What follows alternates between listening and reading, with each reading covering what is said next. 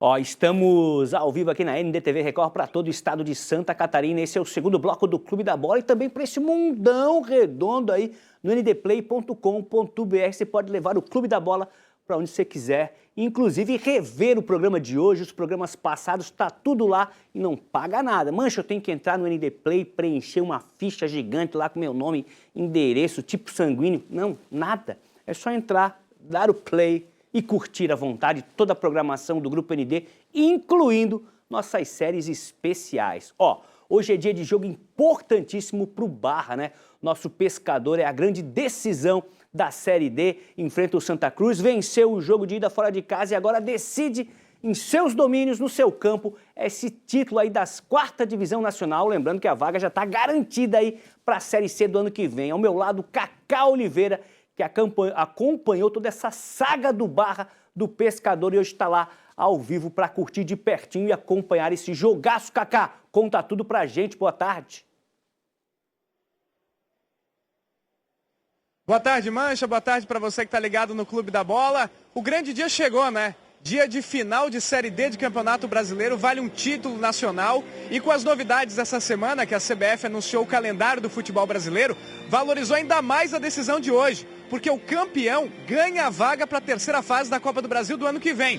Então o Barra, que pela primeira vez conquistou o acesso, pode conquistar um título nacional. No ano que vem, calendário cheio, com a Copa do Brasil na 3ª fase. É isso que o torcedor quer. Teremos recorde de público. Todos os 5.500 ingressos foram vendidos. Lá em Pernambuco, nós tivemos o jogo de ida com 45.500 pessoas. O Barra foi lá, virou o jogo, ganhou. Gols de Elvinho, que é o craque do Barra, camisa 10. E o Renan Bernabé, que tem sido o artilheiro, camisa 9. Daqui a pouco, o Barra vem com o que tem de melhor. O time do Eduardo Souza treinou durante a semana, fecharam os treinos.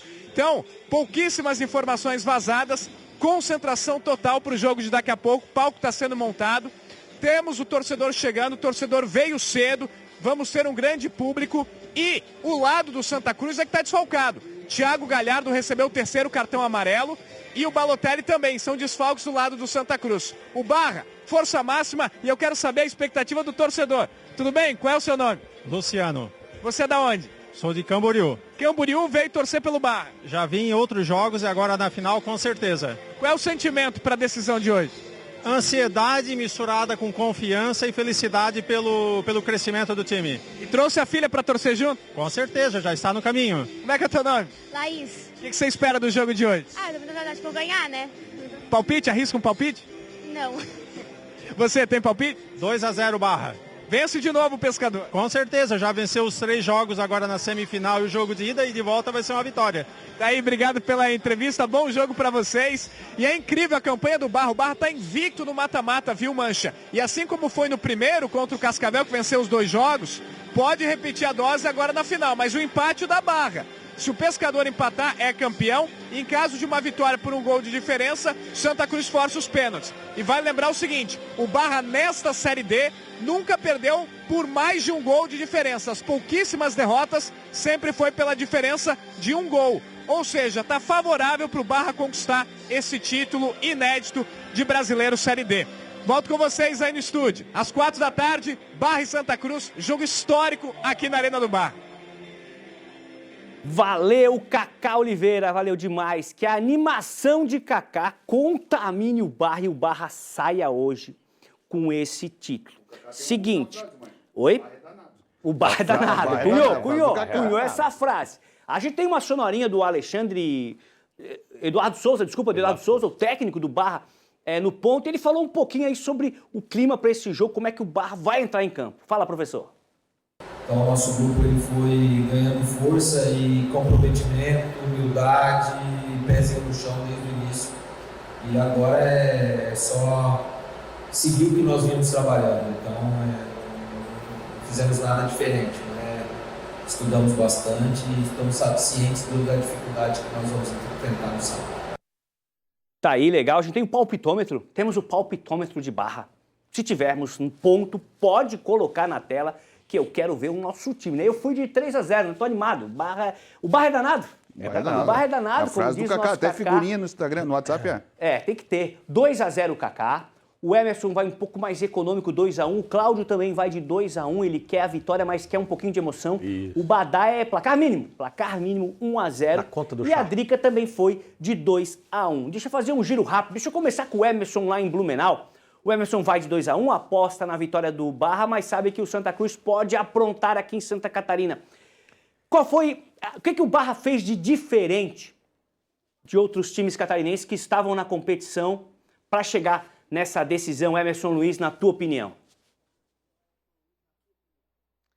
Organização, acima de tudo, e um trabalho de médio a longo prazo. Eu lembro do Barra jogando em Itajaí, construindo o seu CT, não jogando para ninguém. Aí, quando inaugurou o campo também, poucos torcedores.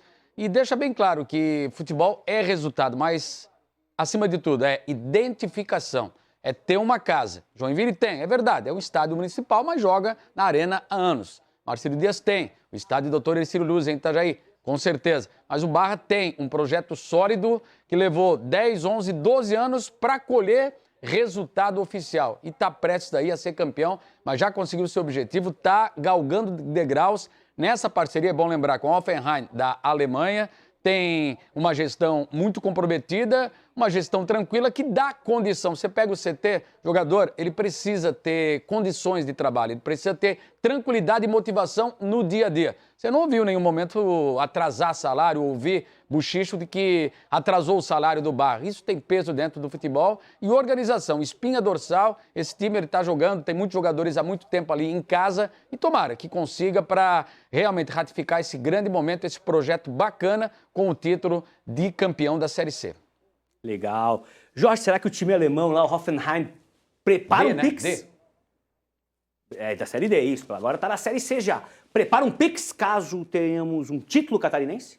Ah, tem que ter um plus, né? E a galera vai jogar aí com um dinheirinho no bolso. Mas se o Barra for campeão, aquele bicho molhado, mancha, aquele cara abre o vestiário, tá enrolado na toalha, é em nota, uma em cima da outra, assim, pra depois aí, a noite de Itajaí, Balneário Camboriú, vai ser pequeno. Pô, os caras vão acordar só segunda-feira pra comemorar o título e vão deixar a copinha rolar aí, vai a gurizada jogar e o Barra vai estar com o calendário garantido. É importante lembrar que o Barra fez um campeonato catarinense muito ruim, foi garfado lá na última rodada, né? Aquele jogo com o Caravaggio histórico, poderia até conseguir classificar, mas ficou de fora. Apostou na sequência do Eduardo Souza no comando do time, começou até mal a Copa a Série D do Brasileiro, mas depois embalou e agora é um time que não tem medo de jogar fora de casa, porque ganhou jogos fora, ganhou Santa Cruz lá de virada, com mais de 40 mil pessoas, também porque os jogos do Barra tinha 1.000, 2.000 pessoas, então é um time que se acostumou a não sentir a pressão externa, e não se incomodar em estar jogando aqui ou estar jogando fora. E é um time, para mim, favorito, eu acho que ganha, no meu palpite não está ali, mas acho que é 2-0 para o Barra hoje, festa em Itajaí, e a gente estava conversando com o Cláudio aqui, muita confusão para chegar, muita fila, muito rolo, porque para chegar é uma estrada só. Então tá um caos, mas aquele caos gostoso. O cara vai tomando um negocinho, a fumaça de churrasquinho apareceu aquela hora ali, o pessoal comemorando. Então é um dia de festa e eu espero que o Barra entre no hall dos times de Santa Catarina, a fumacinha que eu falei, ó, entre no time de Santa Catarina, campeões do Campeonato Brasileiro. Tá certo. Cláudio Caticarte é invicto no mata-mata. O Kaká falou pra gente que não perdeu ali com mais de 2 gols de diferença. Hoje, 5.500 ingressos vendidos, lotação máxima no estádio. Tem tudo para levantar esse título. Só uma zebra, de vez em quando elas aparecem no mundo do futebol, mas só uma zebra tira essa taça da mão do Barra.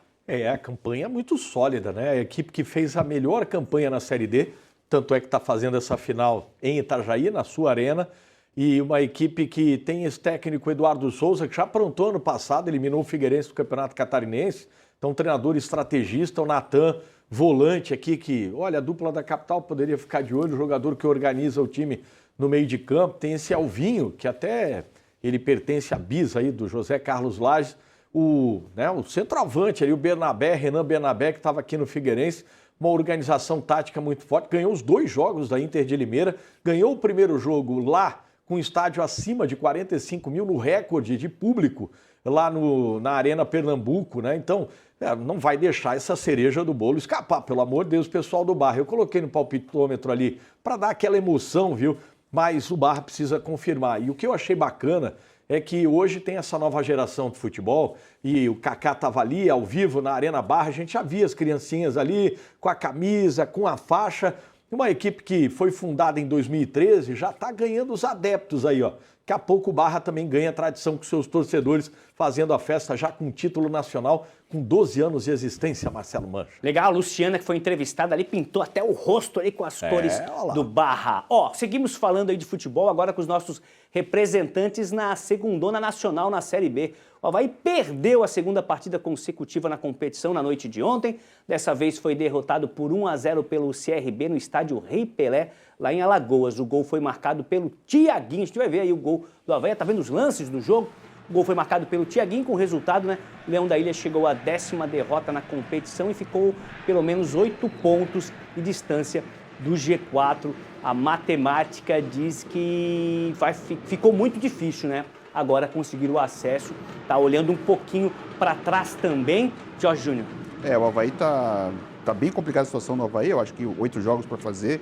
Tirar 8 pontos é muito difícil. Tu tem que contar com 3 derrotas dos 4 clubes que estão na frente dele, no G4, além dos clubes que estão na frente do Avaí na campanha. O CRB chegou à 13ª vitória. O Avaí tem 10 vitórias na competição. Tu vê, o CRB tem 43 pontos, hoje o Avaí tem 40. Mas o CRB perdeu muito e o Avaí empatou demais. Naquele período com o Jair Ventura, o time empatou muito e acabou ficando para trás nessa competição aí para buscar o acesso. E no gol, muita gente falou na falha do Igor Bom. Ele até saiu no intervalo, se machucou, entrou o Otávio no segundo tempo, porque ele ficou dentro do gol, deu um passo para trás no cruzamento, e aí o DG estava na marcação, e o DG praticamente só pegou o jogador Thiaguinho, botou no colo, assim, ó, livre para voar, cabeceia para o gol tranquilo ali. Então, foi um gol muito tranquilo do CRB. Depois o Avaí teve uma chance, criou muito pouco, teve esse pênalti, esse lance do Emerson Negueba ali, uma cavada violenta. Cavada violenta quer dizer, não foi pênalti. Ele cavou muito pênalti ali, tomou até o amarelo. E o Avaí criou muito pouco de dificuldade para o goleiro Matheus Albino, que é muito bom, por sinal. E o CRB teve uma chance no segundo tempo de fazer até o segundo gol com o William Potker, que perdeu na cara do gol porque era o William Potker. Senão poderia ser até pior essa derrota do Avaí ontem lá em Alagoas. A gente tá vendo os lances do jogo de ontem, Cláudio. O Avaí cria, o Avaí chega, o Avaí tem mais posse de bola. Ali no final, a porcentagem vai pro Avaí, né, na posse de bola. Mas a bola na rede tá ficando difícil, né? O Avaí não consegue, a bola não chega com qualidade pro Kleber, daí o Kleber não consegue dar toda aquela dedicação, que o cara tem 2 metros de altura, mas a bola não chega direitinho para ele dar aquela cabeceada certeira. É verdade, olha, você vê os números, parece, o Avaí jogou bem, né? 62% de posse de bola, né? E finalizou mais do que a equipe do CRB 15 vezes, 7 ao gol, mas a gente vê que esse domínio foi estéril, né? Uma equipe que tem muita dificuldade. Olha aqui nas redes sociais para criar, né? Muita dificuldade para criar, muita dificuldade para fazer o gol. E muita gente, eu concordo, já falando, Vinícius Bergantin já começou mal, né? O treinador, e realmente ontem ele foi mal, porque ele foi muito previsível, até nas substituições, sai lateral, entra lateral, né? E não colocou o Taylor, por exemplo, garoto que poderia dar mais amplitude pelo lado. E eu concordo, ele não foi bem. Mas se a gente for fazer um recorte, o problema do Avaí, eu acho que está além do treinador. Por quê? Por exemplo, ontem, né, teve muita posse de bola, não conseguiu criar, não conseguiu ser efetivo. Quantas vezes a gente falou aqui no Balanço Geral, também aqui no Clube da Bola, em jogos com Jair Ventura, que o Avaí também teve muita posse de bola e não conseguiu criar. Lembro aqui, por exemplo, do jogo contra o Paysandu aqui na Ressacada. Né? Lembro o jogo contra o Vila Nova, que o Avaí acabou entregando empate no final.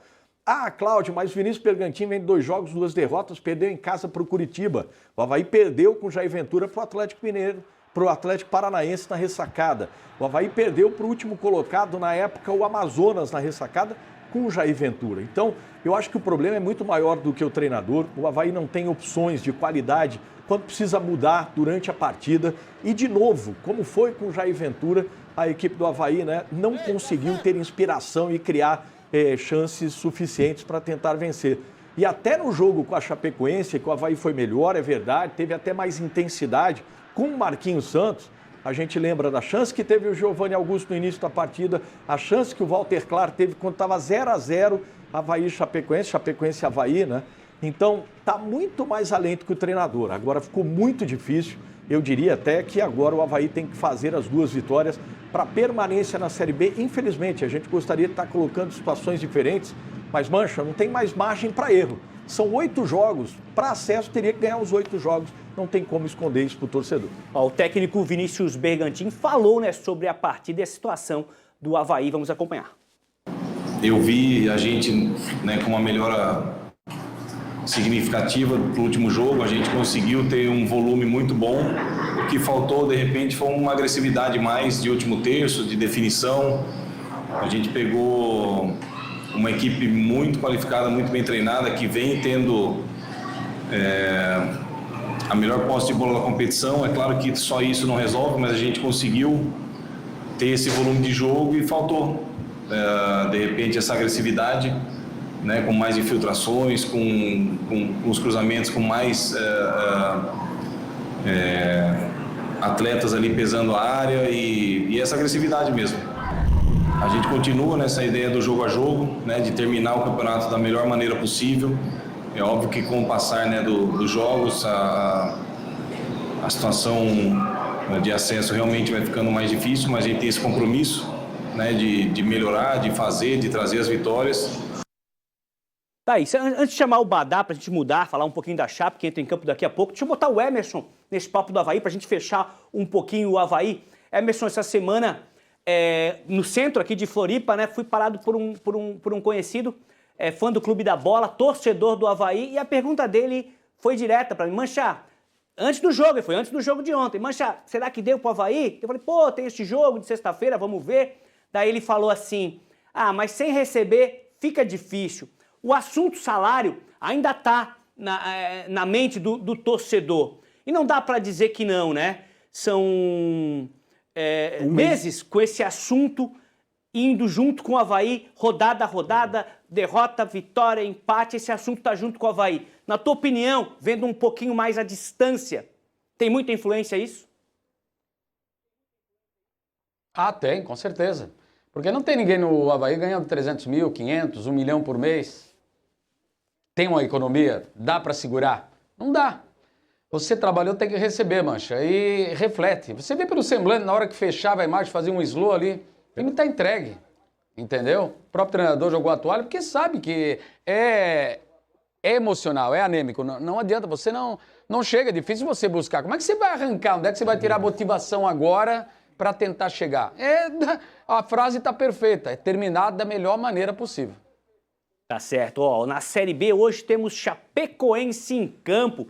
Verdão do Oeste buscando o grupo de acesso novamente, né, se aproximar mais uma vez do G4. Recebe o Novo Horizontino daqui a pouco, 4 horas da tarde, na Arena Condá. Vamos direto para lá ao vivo, porque o Sérgio Badá está por lá e vai trazer agora as informações dessa partida, né? Na matemática da Chape, é claro que esses 3 pontos são fundamentais para se reaproximar mais uma vez ali do grupo de acesso, dos 4 que vão avançar para a Série A. É por aí, Mancha, por aí. Até o Gilmar Dalpozo, na sua entrevista coletiva pré-jogo, ele falou do sentimento de dever cumprido, que a Chapecoense alcançou o seu primeiro objetivo, que era buscar a permanência, tem 44 pontos, é a pontuação suficiente nesse momento para permanecer sem sofrimento, com 9 rodadas de antecedência. Mas não custa sonhar com algo mais. E a partir de agora a Chapecoense, então, mira, naturalmente, olha para cima para visualizar o G4. E hoje tem um confronto direto. Chapecoense é a 7ª colocada com 44 pontos.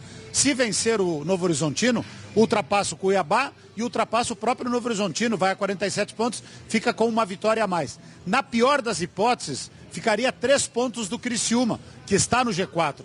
Então é um jogo muito importante, mas é um confronto direto. O Novo Horizontino também quer muito a vitória, é um clube que nos 2 anos anteriores esteve muito perto de subir.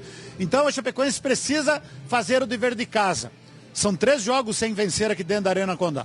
Mas a vitória contra o Amazonas causou um certo alívio em todos na Chapecoense, e isso ficou muito evidente nessa entrevista pré-jogo do Gilmar Dalpozo. Então agora parece que a Chapecoense não se sente tanto pressionada na busca pelos resultados. Eu acho que vamos ver um time mais leve, um time jogando com mais tranquilidade e encarando um adversário que também é candidato a buscar uma vaga no G4, mas tem que prevalecer realmente o fator local. É nisso que se acredita apesar dos desfalques, a Chapecoense não tem lateral direito, por exemplo. Hoje o Eduardo Doma deve jogar improvisado, como aconteceu lá contra o Amazonas. O Chapecoense ganhou bem, ganhou de 3-1, só que o adversário hoje aqui, em que pese o fator local, aqui o adversário tem muito mais qualidade do que o Amazonas. Então o Chapecoense até acho que vai precisar jogar mais.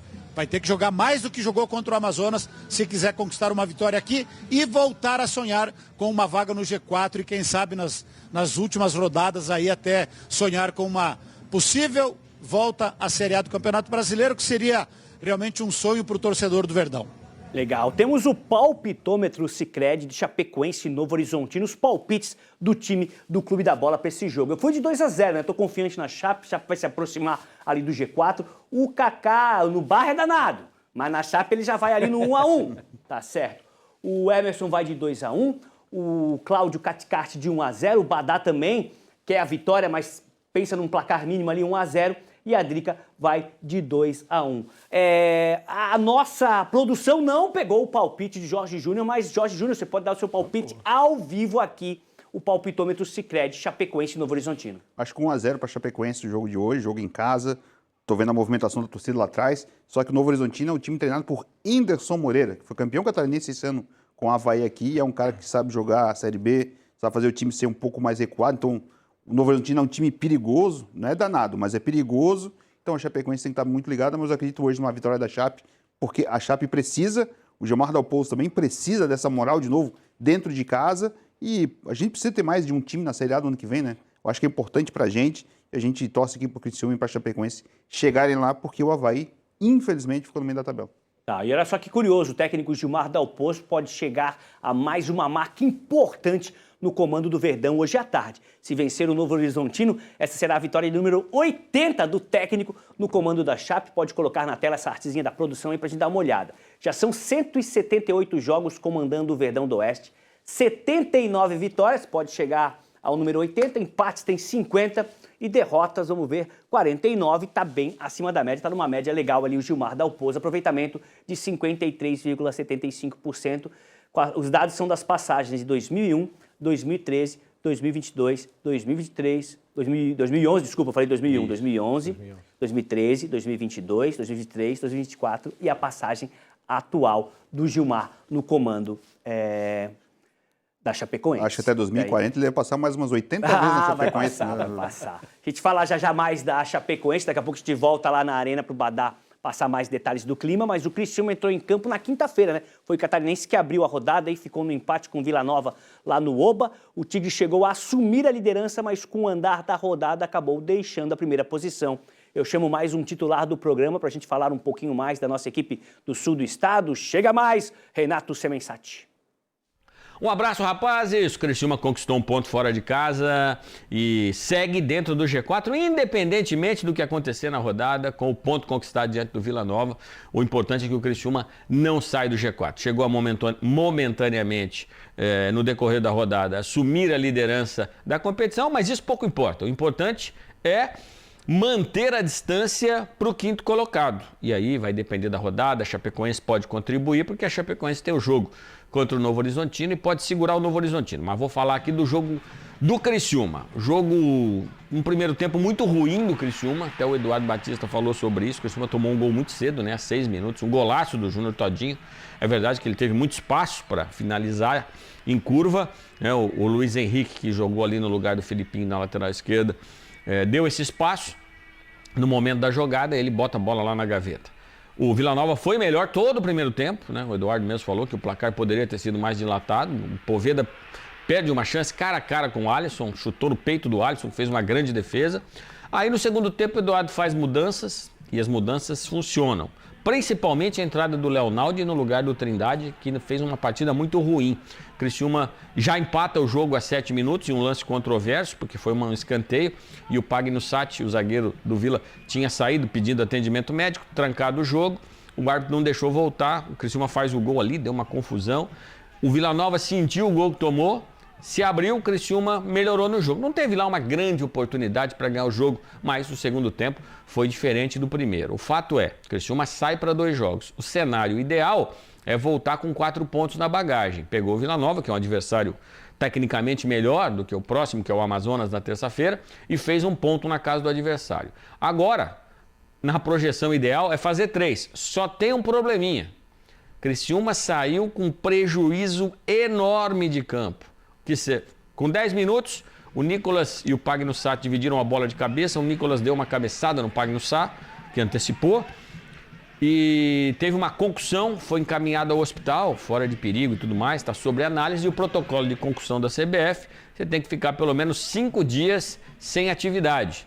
O jogo é na terça, então mesmo que o Nicolas se recupere, esteja apto e tudo mais, ele está fora desse jogo. O Criciúma não tem um substituto. Quem entrou ontem foi o garoto da base, o Thales, que precisa evoluir bastante para se aproximar do Nicolas, né? O Sassá, o Eduardo Batista falou na coletiva, tem que viajar, ele não tinha viajado.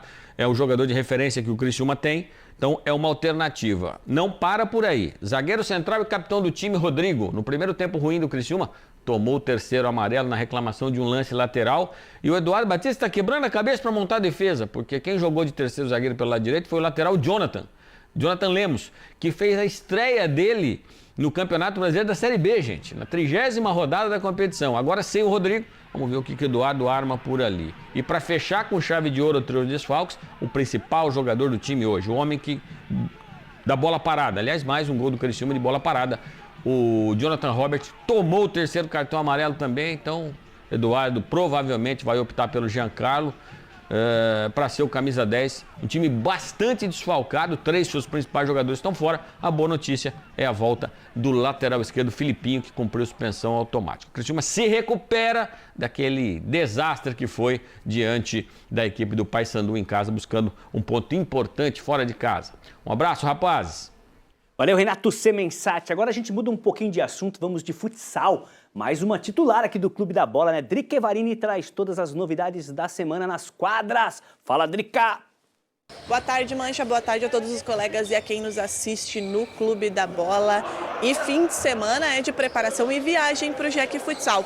Isso porque na próxima semana inicia a Copa Sul em Itaipulândia, lá no Paraná. Competição da CBFS, a Confederação Brasileira de Futsal, que começa no dia 7, terça-feira, e segue até sábado, dia 11. E essa, inclusive, é a última tentativa, tanto de Jack como de Jaraguá, de tentar buscar uma vaga na Libertadores do ano que vem. Para quem não está acostumado com o calendário do futsal brasileiro, agora o Joinville só tem a Copa Sul. Por quê? Para ir para a Supercopa, que é de fato a competição que dá a vaga na Libertadores, o campeão vai para a Libertadores, como aconteceu com o Jack nesse ano, são 6 vagas. Campeão e vice da Copa do Brasil, ou seja, Atlântico e Magnus, que fazem inclusive o primeiro jogo da final hoje. Campeão da Taça Brasil, que foi o Traipu lá do Alagoas. Campeão e vice do Brasileiro, que ainda serão definidos. E o campeão regional. Então, Joinville e Jaraguá têm a Copa Sul. Quem vencer a Copa Sul ainda disputa a Copa dos Campeões Regionais, que é um triangular entre o campeão da Copa Sul, campeão da Copa Norte e campeão da Copa Nordeste, para definir essa última vaga para a Supercopa do ano que vem, onde o campeão vai ser aí o representante brasileiro na Libertadores do ano que vem. Então, última chance de Jack Jaraguá de tentar essa vaga na Libertadores, e inclusive os dois times catarinenses, que fazem o maior clássico do futsal brasileiro, abrem a competição. A estreia é entre Jack e Jaraguá na terça-feira. Uma competição que tem jogos diários, então é uma intensidade muito alta, e no meio aí de os playoffs, né, da Liga Nacional, que já começam no dia 10 para Jack e Jaraguá, no dia 15 e no dia 16 de outubro. Já acompanhou aqui a última preparação do Joinville, que viaja amanhã às 8 horas da noite, embarca para Itaipulândia, lá no Paraná. De lá, inclusive, já depois de uma eventual final, viaja para Camaquã para fazer o primeiro jogo das oitavas de final da Liga Nacional, e o time vai com um desfalque muito importante. Além do Henrique, que está fora da temporada com uma lesão no Aquiles, passou por procedimento cirúrgico, o Éder Lima também teve constatado uma lesão muscular e não joga a Copa Sul. Pedro Rey fala um pouquinho sobre a expectativa e a preparação do Jack para a Copa Sul. São muitos jogos importantes pela frente, né? Então, claro que a gente tem que ir passo a passo. Primeiro, Copa Sul, né? Uma competição muito difícil, é um formato complicado até de se entender, né? Questionável, mas a gente vai lá fazer nosso papel e a partir, quando ela passar, a gente vai pensar no Vélez e na Liga, né? A gente se preparou bem, teve uma semana cheia aí para trabalhar visando os jogos da Copa Sul, então acho que a gente chega num nível alto. Claro que dentro da competição vai ter muito desgaste, vai acontecer muita coisa, mas tá bem preparado para chegar lá e fazer um grande papel. Tá aí, né, um dos principais jogadores do Jack falando da preparação para a Copa Sul. Na semana que vem a gente volta e esperamos para falar aí de uma final entre Jack e Jaraguá. Mancha, volto com você. Valeu, Drica. Essa é referência aí no jornalismo esportivo catarinense, norte do estado, sabe tudo de futsal, de futebol e de basquete também é nossa, da NDTV. Ó, você aí de casa, concorda com as mudanças do calendário da CBF? Opina aí pra gente no 991914706. Hashtag sim, hashtag não, com o tio certinho ali, hashtag empates, tudo juntinho pro aplicativo computar. Ó, tá bem dividido, hein? 25% no sim, 25% no não e em partes. Concordo em partes. 50% galera aí de casa concorda em algumas coisas, em outras não. Vamos para as mensagens. Tá aí, Mano Costela, esse é nosso lá de Chapecó. Estaremos hoje na Arena Condá. Abraço aos amigos. Isso aí ele mandou 8 da manhã, porque já tá lá, né? O primeiro a chegar. Manda Costela é o primeiro. Estaremos, porque era 8 da manhã. Ledemir de Palhoça também está sempre participando com a gente. A pior diretoria que apareceu no Avaí, salários atrasados, jogadores semi-amadores, devemos torcer para não cair. Está preocupado o Ledemir com a situação do Leão. O Lázaro, gostei do novo calendário. Para um clube em dificuldades como o Jack, pode ser um respiro futuro. Tá aí, tá confiante, empolgado aí o Lázaro com o calendário 2026. O Edevaldo, que foto, hein? Que foto. Essa foto na caranga ali, ó. Boa tarde, Mancha. Acho certas as mudanças. O catarinense está virando uma piada, muito time amador. Temos que investir mais em competições nacionais. Gostou das mudanças da CBF, o Edevaldo. E tem mais uma, ó. O Marcos, também de Chapecó. Aquela foto do... Quando era... Eu tenho essa aí também. Trazer a minha. Essa foi no Silveira de Souza. Olá, amigos do Clube da Bola. Como fica a Chape no ano que vem? Disputa do Brasileirão, Copa do Brasil, Copa Sul-Sudeste Catarinense com esse pouco tempo para jogos e elenco curto. Vamos ter que perguntar para o Badá no próximo bloco, Marcos. O Badá te responde, porque agora a gente vai para um rápido intervalo e volta com o último bloco do Clube da Bola com matéria especial. Não sai daí.